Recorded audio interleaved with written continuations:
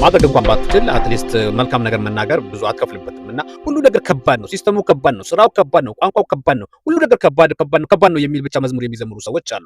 ከእንደነዚህ አይነት ሰዎች እግዚአብሔር ይሰውራችሁ። እንዲህ አይነቱን ነገር በዘራችሁ አይድረስ ነው የምላችሁ። ሰላም የተወደዳችሁ የቻናሌ ቤተሰቦች ኒሜቲዶ ፋሚሊ እንደምን አላችሁ? ደህና ናችሁ ወይ? ወንድማችሁ ዘውዱ ነኝ።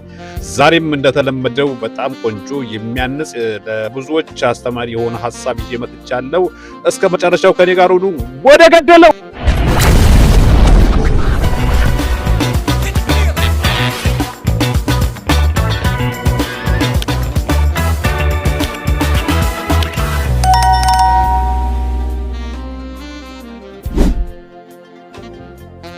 ከቆይታ ብዛት ወይም ደግሞ እዚህ ሀገር ከመጣው መቼም አንድ 8-9 ዓመት ሊሆነኝ ነውና የታዘብኩት ነገር ለሌሎች ይጠቅማል ብዬ የማስበውን ነገር ነው የምነግራችሁ። ታውቃላችሁ በጣም እኔ ስለዚህ ሀገር እግዚአብሔር በጣም ነው የማመሰግነው።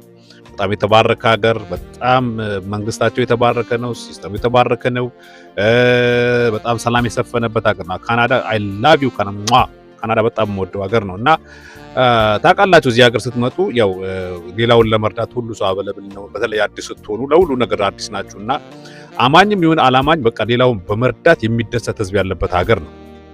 እና ስትመጡ በተለይ እኔ ስመጣ ትዝ ይለኛልና ለሁሉ ነገር አዲስ ነው። ቋንቋ አዲስ ነኝ። ቤቱ ጋር ይወጣል፣ ቤቱ ጋር ይቀበል፣ ማቀው ነገር የለም። ግን በቃ ከጎኔ የነበሩ ሰዎች በጣም የሚገርሙ ነበሩና የተቀበሉኝ ሰዎች ልነግራችሁ አልችልም። ግን በቃ ኢንቫይት የሚያደርጉኝ ሰዎች፣ በየቤታቸው የሚጠሩኝ ሰዎች በቃ ሁሉ ነገር እንደሚቻል ነገሮች በቀላሉ ማኔጅ እንደማደርጋቸው ዊንተር ሲዝን ነበር የመጣሁትና አንዳንዱ ጃኬት ይሰጠኛል፣ አንዳንዱ ደግሞ ለኪሴ ገንዘብ ይሰጠኛል። በቃ ለነግራችሁ አልችልም። በጣም የተባረኩ ሰዎች ያሉበት ሀገር ነው። አት ዘ ሴም ታይም ደግሞ በተለያየ በጋንጮር ደግሞ ፕሮሰስ የሆኑ ሰዎች አሉ። በተለይ እዚህ ሀገር የቆዩ የሚባሉ ሰዎች እዚህ ሀገር ስላችሁ ኦል ካናዳ እና ሰሜን አሜሪካ ውጭ ሀገር የሚባለው ሰርች የተደረገ ነገር ነው የምነግራችሁና እነዚህ ሰዎች ሁሉ ነገር ከባድ ነው ብቻ ነው ወሬያቸው። በተለይ አዲስ ለሚመጣ ሰው በቃ ይሄም በእግዚአብሔር ኃይል ቀላል ነው የሚለው ሳይሆን የሚዘምሩላችሁ ከባድ ነው በሚል ቀይረው ነው የሚዘምሩላችሁ። እና በተለይ አዲስ ለሚመጡ ሰዎች የሚነግሯቸው የሚሰጧቸው ተስፋ በጣም በሚያሳዝንና በሚገርም ሁኔታ ትታዘባላችሁ። እና እንዲህ በዚህ ይሄን በተመለከተ ነው የምናገረውና አንድ የሰማሁት ታሪክ ልንገራችሁ። መጀመሪያው ቅርብ ጊዜ የተደረገ ነውና አንድ ሰው ከአገር ቤት ይመጣል። ከአገር ቤት መጥቶ ማለት ከአገር ቤት ከአፍሪካ ወደዚህ ይመጣል። እንደመጣ እዚህ ሀገር እንደመጣችሁ ያው ታውቃላችሁ፣ ብዙ ሰው ቤት ኢንቫይት ትደረጋላችሁ፣ ግብዣ ይደረግላቸዋል። እና ልክ እንደተለመደው ይሄ ሰው ከመጣ በኋላ ግብዣ ተደርጎ ጥሪ ተደርጎለት የአንዱ ቤት ይሄዳልና ሲሄድ በጨዋታ መሃል የተቀመጠበትን ሶፋ ያደንቃል። ያምራል፣ እንዴት ያምራል ምናምን። አዎ ቴንክ ዩ ካለው በኋላ ቀጠለ ጥያቄው። ለመሆኑ ውድ ነው እንደዚህ አይነት ሶፋ እዚህ ሀገር ስንት ገዛ ምናምን ሲለው ምን ቢለው ጥሩ ነው?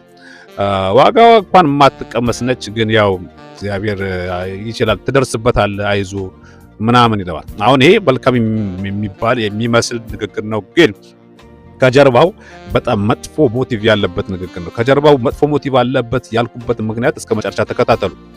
ይሄ ሰው ይህንን ሶፋ ወይም ደግሞ ስንት ገዛው ያምራል የተባለው ሶፋ ወይም ደግሞ ዋጋው የማይቀመስ ነው ያለው ሶፋ እሱ ራሱ ገዝቶት ሳይሆን እዚህ ሀገር ስትመጡ እንዳልኳችሁ አማኝም ይሁን አላማኝ መንግስትም ይሁን በሁለት እግራችሁ እንድትቆሙ ቤታችሁ ቤት በመፈለግ የቤት ዕቃ በማሟላት ይሰጣቸዋል። እንደዚህ አይነት ዕቃዎች አሉና ይሄ ሰው ያ ሶፋ በገንዘቡ የገዛው ሳይሆን የተሰጠው ሶፋ ነበረ እና የተሰጠው ሶፋ ነው በጣም ዋጋው አይቀመስም ብሎ አዲስ ለመጣው ሰው እንደዚህ አይነት ነገር የሚናገረው ማለት ነው። ታውቃላችሁ ሰዎች ስደት ላይ ብዙ ዘመን ሲጠብቁ ኖረው በብዙ ጸሎትና በብዙ ትዕግስት ወደዚህ ሲመጡ እግዚአብሔር ወደ ሰፊ ስፍራ አወጣኝ፣ እግዚአብሔር ጸሎቴን ሰማ ብለው አመስግነው ሳይጨርሱ የተበረዘ ሐሳብ ይዘው ዌልካም የሚሉ ሰዎች አሉ። እግዚአብሔር ከእንደነዚህ አይነት ሰዎች ይጠብቃችሁ። እና የሆነ ነገር ስትጠይቋቸው ስራ እንዴት ነው? ከባድ ነው። ሲስተሙ ከባድ ነው። የቤት ኪራይ ከባድ ነው። ቋንቋው ከባድ ነው። ኑሮ ከባድ ነው። በእንደዚህ የተሞሉ ሰዎች አሉና በድጋሚ እንዲሁም በቆይታ ውስጥ ሌላ ቤት ደግሞ እንደዚሁ ተጋብዞ ይሄዳል። ይሄ ወንድማችን ማለት ተጋብዞ ሲሄድ በድጋሚ የተጋበዘበት ቤት እንደዚህ በኔጋቲቪቲ የተሞላ ሰው አልነበረምና እንኳን ደህና መጣ፣ በጣም ጥሩ ሀገር ነው የመጣው፣ በጣም የተወደደ ሀገር ነው፣ አይዞ እኛ እናግዝሃለን፣ ቤትም እናገኝልሃለን፣ ስራም እናገኝልሃለን፣ የቤት ዕቃም እናሟላልሃለን። እንደዚህ የሚያግዙ ዕቃ የሚሰጡ ሰዎች አሉ። እዛ ካምፓኒ ውስጥ ነው የምሰራው። የእነ እንትና ቤትም ሶፋ ደግሞ እኛንን እዚህ ያስከበረው ቀደም እዛ እንደነበርክ ሰምቻለሁ ብሎ ሲለው የእነ እንትና ቤት ያ ሶፋ እናንተ ናችሁ የሰጣችሁት? አዎ ብሎ በትዝብት ሰምቶት እሱ ያለው ታውቃላችሁ ከመጀመሪያ የነገርኳችሁን እና በብዙ መገረም ውስጥ ለምን እንደዚህ ያለ በሚል በቃ ልጁ ሙሉ ተሰረቀ። ኤኒዌይስ አለፈና አሁን ልጁ በጥሩ ሁኔታ እንዳለ እንዲሁም አግብቶ የሶስት ልጆች አባት ሆኖ እንዳለ ሰምቻለሁ። ደስ ብሎኛል። እና እንደነዚህ አይነት ሰዎች አሉ በኔጌቲቪቲ የተሞሉ በቃ አይቻልም፣ ከባድ ነው፣ ወይም ደግሞ በጥረት ነው ያደረኩት እኔ ነኝ እንደዚህ ያደረኩት ለማለት በሰው ጭንቅላት ውስጥ በሰው አይምሮ ውስጥ ለመክበድ ብለው ነገርን የሚያከብዱ ሰዎች አሉ።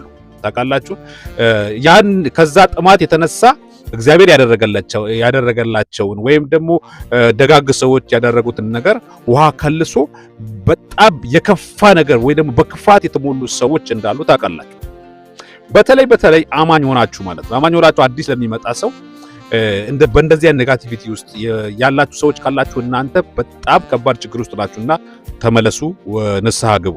ምክንያቱም መጽሐፍ ቅዱስ ሲናገር ጻድቅ በጥረቱ በስራ ወይም ደግሞ በእውቀቱ ይኖራል አይልም። ጻድቅ በእምነት በህይወት ይኖራል ነው የሚለው።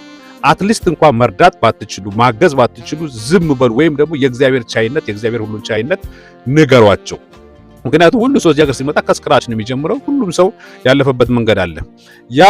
እነዚህን በኔጋቲቪቲ የተሞሉ ሰዎች አስቸጋሪ የሆነውን መንገድ እንጂ የሚነግሩት የደረሱበትን ቁልፉ ስኬት ብለው የያዙትን ነገር መንገዱን አይነግሯችሁ። ስለዚህ በተለይ አማኝ ሆናችሁ እንደዚህ የምታደርጉ ከሆነ በጣም አደጋ ውስጥ ነው ያላችሁት። ለምን ሲባል እግዚአብሔር ሰዎችን ወደዚህ ሲያመጣ ወይም ደግሞ ከሆነ ቦታ ወጥቶ ወደ ሰፊ ስፍራ ሲያወጣቸው የራሱ በጀት አለው። እግዚአብሔር የሚያዘጋጅላቸው ሰው ያዘጋጅላቸዋል። ልክ ለእናንተ ያዘጋጀው እግዚአብሔር አልተለወጠም። እንደናንተ አይደለም ማለት ነው እግዚአብሔር። ስለዚህ እግዚአብሔር የእግዚአብሔር ባህሪ የእግዚአብሔር ነገር ሸፍነው የራሳቸውን ነገር በሰው አይምሮ ለመክተት የሚጥሩ ሰዎች እግዚአብሔር ከእንደነዚህ አይነት ሰዎች ይሰውራችሁ እና ይሄ ሀገር የተባረከ ሀገር ነው። አዲስ ለሚመጡ ሰዎች ይጠቅማል ብዬ ነው የማስበው። መስማት ያለባቸውን ብቻ ለይተው እንዲሰሙ የሁሉንም አሰስገሰሱን ጋርቤጅን ሁሉ ሰምተው ተስፋ እንዳይቆርጡ ለማለት ያህል ነው። ጨረስኩ። ወዳችኋለሁ። መልካም ጊዜ። ዩቲዩቤን ቻናሌን ሰብስክራይብ አድርጉ። የቲክቶክ አካውንቴን ፎሎ አድርጉ። ወዳችኋለሁ። ሻሎም